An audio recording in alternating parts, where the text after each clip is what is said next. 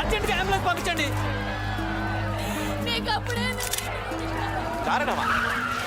మీరే కళ్ళారా చూశారు కదా, ఆ సిద్ధార్థ అతను నిలబెట్టిన అభ్యర్థి అజయ్ మనుషులు కలిసి వాళ్ళ పార్టీ కార్యాలయం ముందే వాళ్ళ బండిలో బాంబు పెట్టి నన్ను చంపాలని ప్లాన్ చేశారు.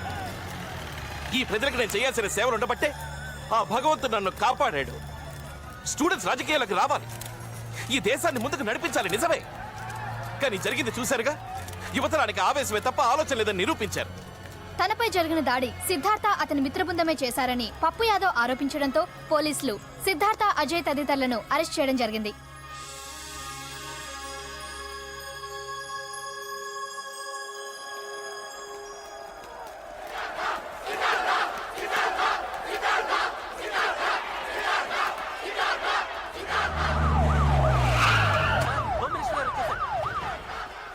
సార్, ఏంటయ్యా ఈ న్యూసెన్స్?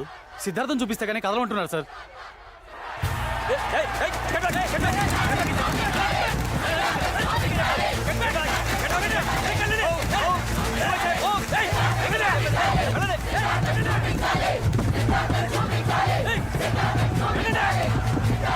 లాఠీ చార్జ్ చేసి చెక్కుమాగండి. ఎవడైనా చస్తే నేను చూసుకుంటాను.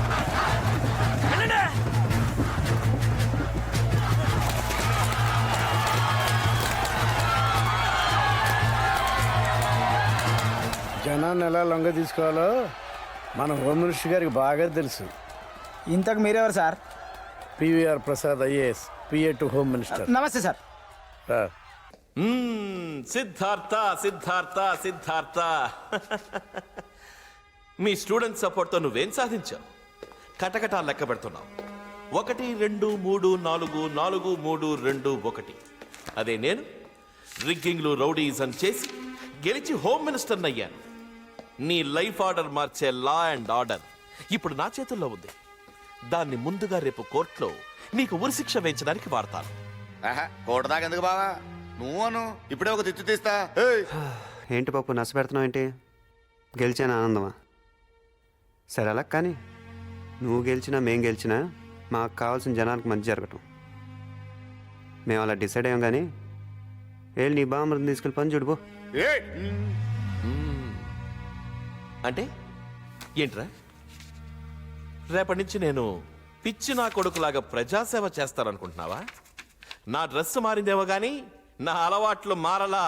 అల్లకల్లోలం చేస్తా, దొరికినంత దోచేస్తా, అందిందంతా మింగేస్తా. పప్పు చెప్పాను కదా డిసైడ్ అయిపోయామని. వెళ్ళి పని చూడు. ఏం డిసైడ్ అయ్యారా నువ్వు? నేను డిసైడ్ చేస్తాను నీ సంగతి. ఏయ్ పద.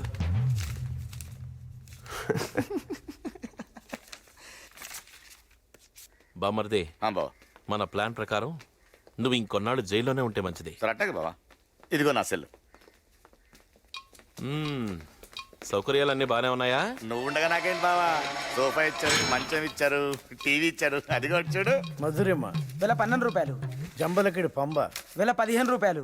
కన్నె గులాబీ వెల 20 రూపాయలు. పెద్ద పాప. ఇది చాలా కాస్ట్లీ సార్. వీటితో సరిపెట్టుకుంటున్నాను బావా. బావా బావా అలాగే ఒక సెల్ ఫోన్ ఇచ్చావనుకో, సెల్ మోహన్ రంగా అనుకుంటాను.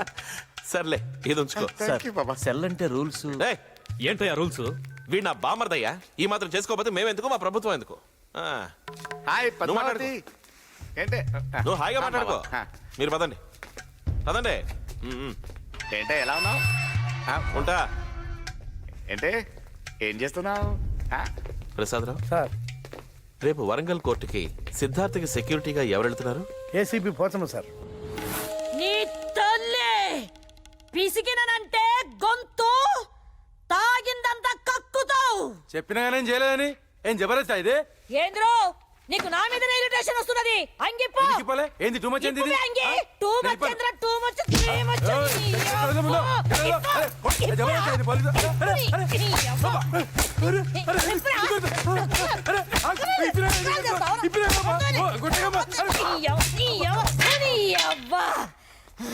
ఇప్పుడు ప్యాంటిపో, ప్యాంటు ప్యాంటిపో. ఏమో ఆడదాన్నని సోంచాయిస్తున్నావా? ఈ డిపార్ట్మెంట్ లోకి వచ్చినాక ఆడ లేదు మగ లేదు, కొట్టుడే కొట్టుడు. ఇప్పు రేయ్ ఇప్పుతావా లేకపోతే మళ్ళా ఎరగొట్టమంటావా నీ తల్లి ఇప్పు ప్యాంటు చూడు నీ గొంతుల నిజమున్నది నీ ఒంటి మీద షెడ్ ఉన్నది అది కక్కుతావా ఇది ఇప్పుతావా శభాష్ పోచమ్మ. సార్ ఏసీపీ పోచమ్మకి పూనకం వస్తే జాతరేనని అంతా చెప్తే విన్నాను. ఇప్పుడు కళ్ళారా చూశాను. శభాష్, వెరీ గుడ్. అందుకే నిన్ను నా సెక్యూరిటీగా వేయించుకున్నాను. సార్. రేపు ఆ సిద్ధార్థ గారిని వరంగల్ కోర్టుకి ఎన్ని గంటలకు తీసుకెళ్తున్నారు? 10 బజేకు తీసుకుపోతున్నాం సార్. వాడికున్న స్టూడెంట్స్ బలం తెలుసు కదా సార్ వాళ్ళు అడ్డం పడితే వాడిని తీసుకెళ్ళడం చాలా కష్టం అవుతుంది. అందుకే వాడు తప్పించుకోకుండా డూప్ షో చేయండి. డూప్ షోనా? అదే మొన్న చర్లపల్లి జైలు నుంచి అనంతపురం షిఫ్ట్ చేసినప్పుడు చేయలా? అచ్చచ్చచ్చచ్చ. అవును, ఒడ్డు పొడుగున్న వాళ్ళకి పోరగాన్ని చూసి అందరు ముందట వ్యాన్ ఎక్కించి జైలుకు తీసుకపోతే అందరాన్ని చూసి సిద్ధార్థ అనుకుంటారు. ఓ సిద్ధార్థను రాత్రికి రాత్రే హనుమకొండలోని ట్రావెలర్స్ బంగ్లాకి షిఫ్ట్ చేయండి. రేపు అక్కడి నుంచి వాణ్ణి నేను కోర్టు వెనక గేటు నుండి లోపలికి తీసుకొస్తాను. స్టూడెంట్స్ కి మీడియాకి అసలైన వాడు దొరకడం.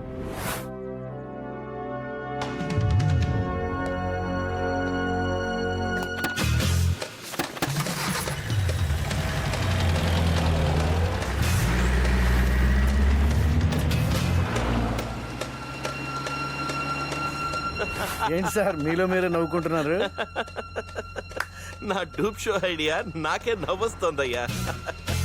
అప్పుడప్పుడు మీరు కూడా బ్రెయిన్ ఉపయోగించండి.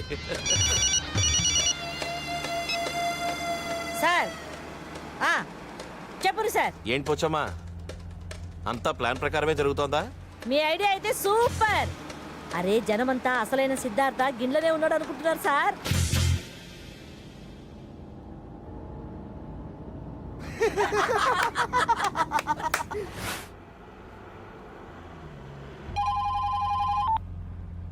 హలో,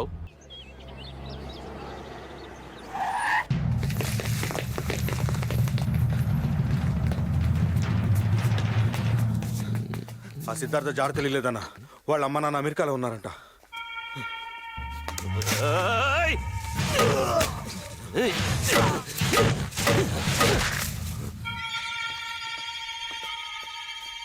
వాడు దొరకలేదని ఎవడు చెప్పినా ఇలాగే నా చేతుల్లో పోతారు. వెళ్ళండి, వెళ్ళి వాడిని పట్టుకురండి. రై సార్ ఖర్చు.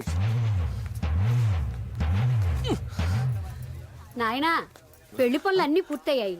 నిన్ను పెళ్లి కొడుకుని చెయ్యాలి. మంగళ స్నానం చేద్దు గనరా. వస్తున్నానమ్మా, వస్తున్నాను. ఇప్పటిదాకా రక్తంతో చేతులు దడుపుకున్నాడు. ఇప్పుడు అవే చేతులు పసుపులతో కడిగి పెళ్లికి రెడీ అవుతుండు.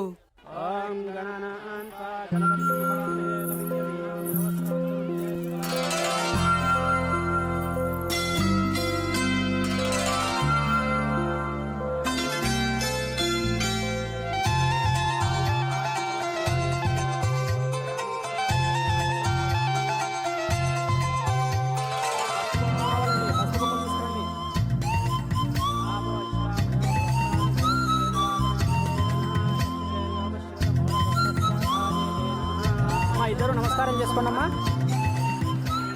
అవును గాని సారు, గొర్రె కషాయోని నమ్మినట్టు గింత చక్కటి పోరి గీ పప్పు గాని పర్సనాలిటీకి ఎట్లా పడ్డదంటావు? అమావాస్య రోజు చీకట్లో చూసుంటుంది, కలర్లో కనపడి ఉంటాడు, ప్రేమలో పడింది. మన హోము కొంచెం ఏజ్ బార్ అయినా యూత్ బిల్డప్ ఇస్తున్నాడు. మొన్న మినిస్టర్ ప్రమాణం, ఇవాళ పెళ్లి ప్రమాణం. టైం బాగుంటే అంతే.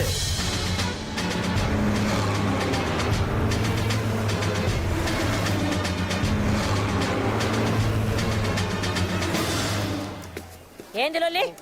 స్టూడెంట్స్ ఇక్కడ ఏం పని? లోపల హోమ్ మినిస్టర్ గారి పెళ్లి జరుగుతుంటే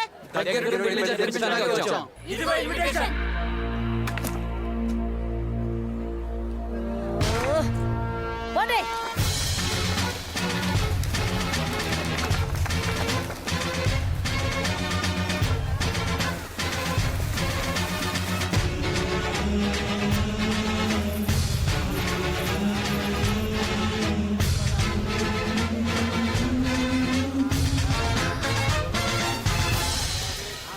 స్టూడెంట్స్ లో నీకెంత ఫాలోయింగ్ ఉందని మా ఊళ్ళో వాళ్ళంతా నూరెళ్ళ పెడుతున్నారు. మిమ్మల్ని కట్టుకోవడం కిందటి జన్మ పుణ్యం అంటోంది మా బామ్మ.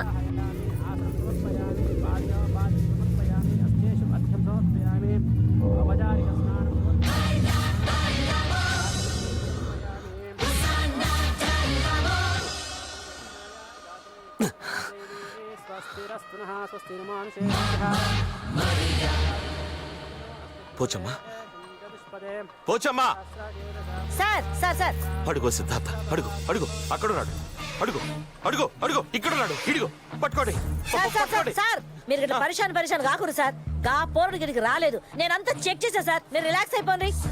ఏ పంతులు నువ్వు నామకం చూస్తావేంటి? మంత్రాలు కట్టి చదువు. ఏ బాధాలు మీరు బదాయించండి.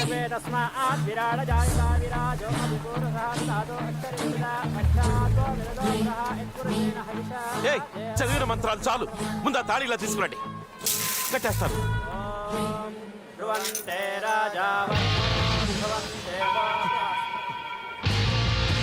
వరం వరం వరం వరం వరం పెళ్లి కూతురు లేచిపోయింది.